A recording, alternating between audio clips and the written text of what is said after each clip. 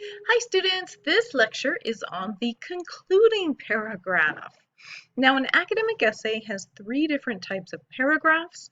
There's intro paragraphs, there's body paragraphs. Both of those lectures you've had already. Today we're talking about concluding paragraphs. And concluding paragraphs are very similar to introductory paragraphs. Let's take a look. For this class, your concluding paragraph needs a minimum of 6 sentences.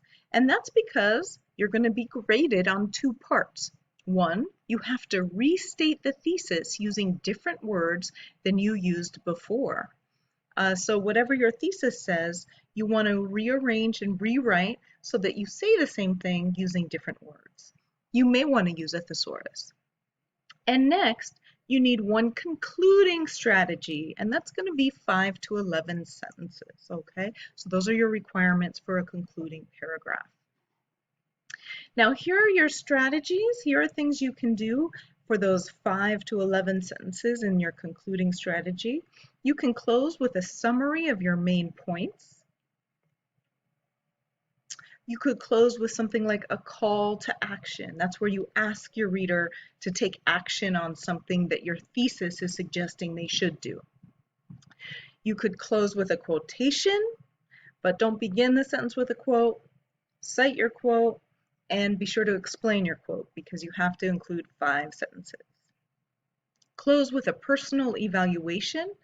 This would be where you talk about what's good, what's bad in your opinion. Chances are in an academic essay you haven't had a chance to do that because you've simply been listing evidence and analysis. Another option is a possible future scenario.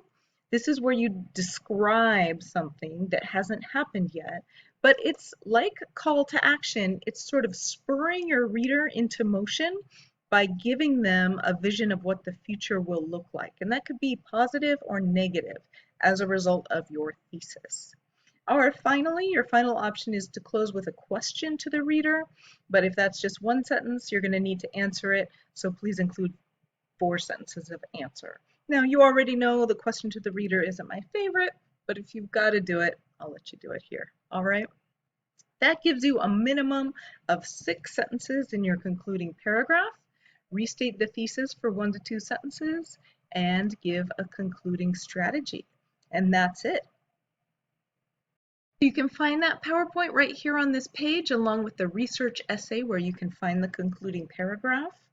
I have worksheets if you like right here, as well as more information on the concluding paragraph, things you've already heard, but some videos from other perspectives and a lot of information on how to restate the thesis, how to find an end hook or concluding strategy,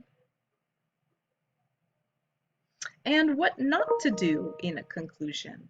All right, so that's it for today. Check that page out. Enjoy.